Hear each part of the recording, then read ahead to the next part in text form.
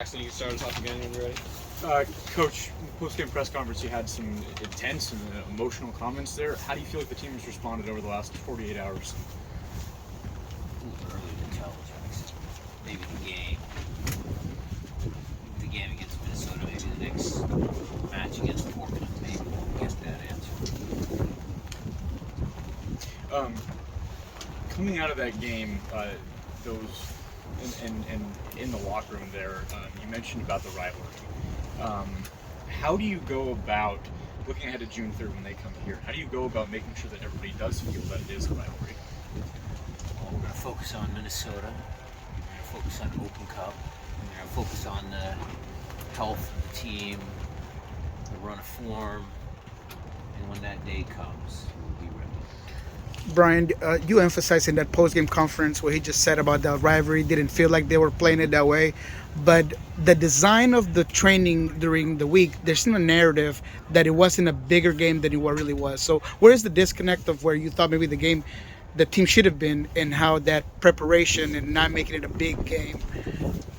Well, I might not allude to everything we discussed, but we certainly discussed the rivalry, a desperate team. We messaged all of that last week prior to Portland. Now, my first reflection, Nico, was, my first feelings after the game, Jackson, I was upset. And I asked myself, when I calmed down a little bit, why was I upset? What was it? Did I really feel like the players didn't understand that this is a rivalry? I was able to watch the tape and see how the game unfolded. The sub that we had made against St. Louis at 1-0 worked. The sub I made this game didn't work. It was an A-Bears problem, it was a Choose problem. Leo actually played well. I actually thought he was very good. Maybe my old pragmatic self would have said, hey, leave the kid on. Javi's been a good player for this club for many years. Maybe we shut it down at 80 with Javi, play 5 at the back. Maybe that was a better decision. Was I confident in the way the team was performing? Did I think we had control of the game? Absolutely. Absolutely. So there was a lot of reflection done by myself and the coaching staff as to what the message was last week. And I'm not so sure we faulted on the message. I just felt we faulted on some execution of myself and the players on the field. You watched the game. I mean, even in the first half, we had clear half chances. Clear. Second half, we started off very well, all over them. The first goal actually comes from a, ball that's turned over. Raul, Jordan, Nico, almost 3 against 2. States. I mean, and there was a lot of unseen positives at the time that after some reflection, I'm still upset. Jackson, don't get me wrong. I'm still upset. I didn't like the outcome.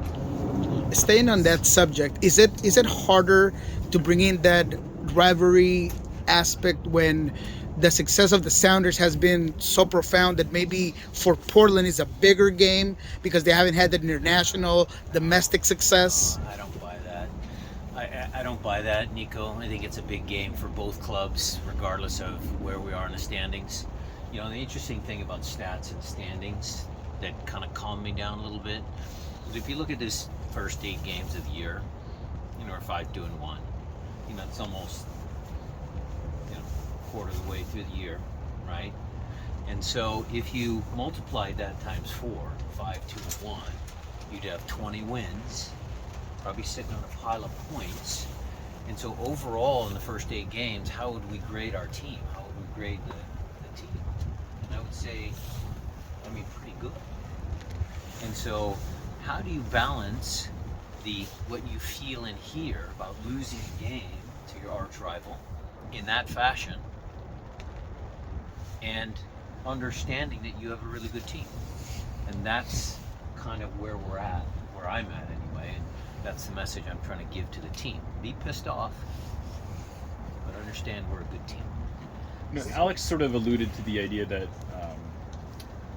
not that it's necessary to have a result like that, but it is a good reminder that you can't be complacent with anything. Like that, this is a team that still needs to work for everything they get. Totally agree, and I think that I'll come back to my own reflection.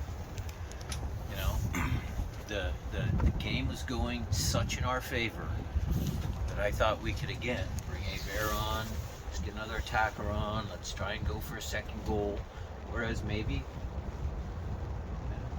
we should have locked it down. Maybe we should have said, you know what, 1-0.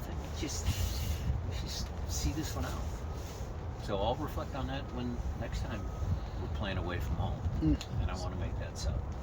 So you do kind of look at that Leo sub as the momentum change. No, because if you look at the play right before they scored the first goal, I mean, Herrera comes on, we get possession of the ball, we're in their part of the field.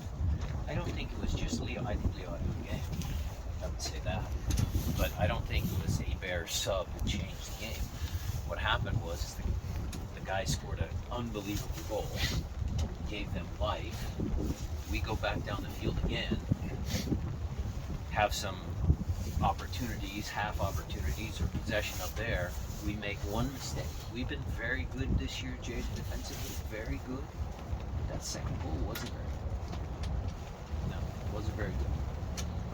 Brian, on that, was that the defense not being good, just a mental thing for you? Sure. Sure. Well, it's mental, but it played it in their transition team. They cede possession. You saw the possession stats. We outpossessed them. That's how Portland is. So we fall asleep 1 second, and they make us play. Was there some concern for you, or did you address that, you know, the floodgates open, that, you know, they get ahead and they keep scoring? Anything about, hey, that's an emotional punch to the jaw, those 4 goals. But I would say that, again, is uncharacteristic of this group and this team.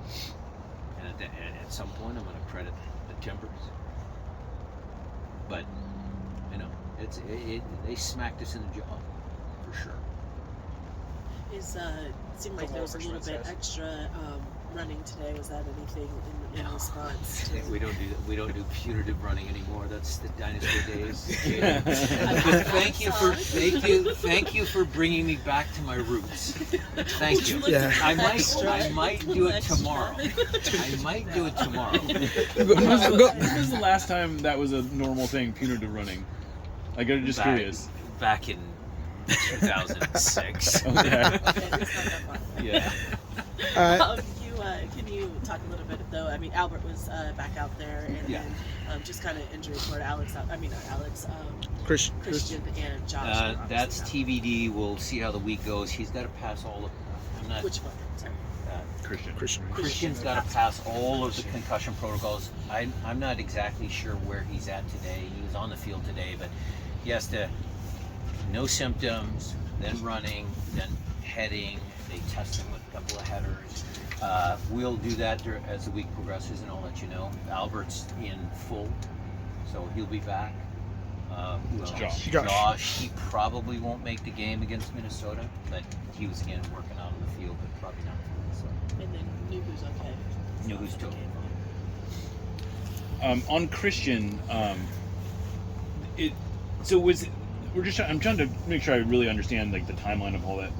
Was it Thursday night that he first alerted people of these symptoms? It sounds like he had been feeling it, and then he got tested on Friday, or how did I'm just trying to figure out how because he was involved in training on Friday. Yeah. But then I assume the testing was after training on Friday?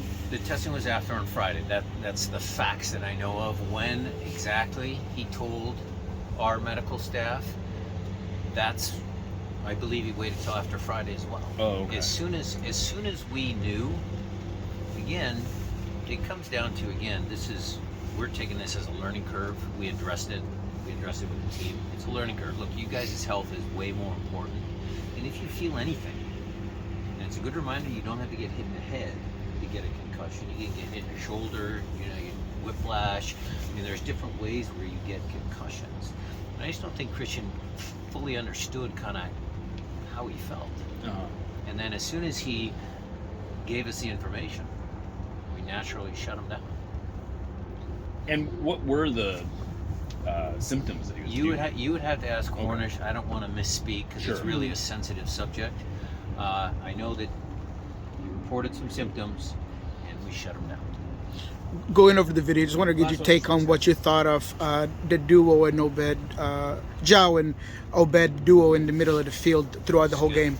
It's good. We've got some super talented young midfielders. I mean, it sucks for Josh because he got injured, but Obed came in and played really well. I got confidence in all those kids. Danny,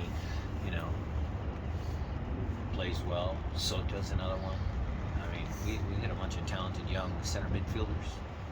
Very happy with that position. So I have precancerous cells that I take this stuff, and it's eating away my cheek and all the cancerous cells that are in there, or precancerous cells. So you don't have cancer. Yeah. No. Yeah. Oh, Pre. yeah. Pre. Oh, okay. Pre. And so it's just another source of irritation after a bad weekend. Okay.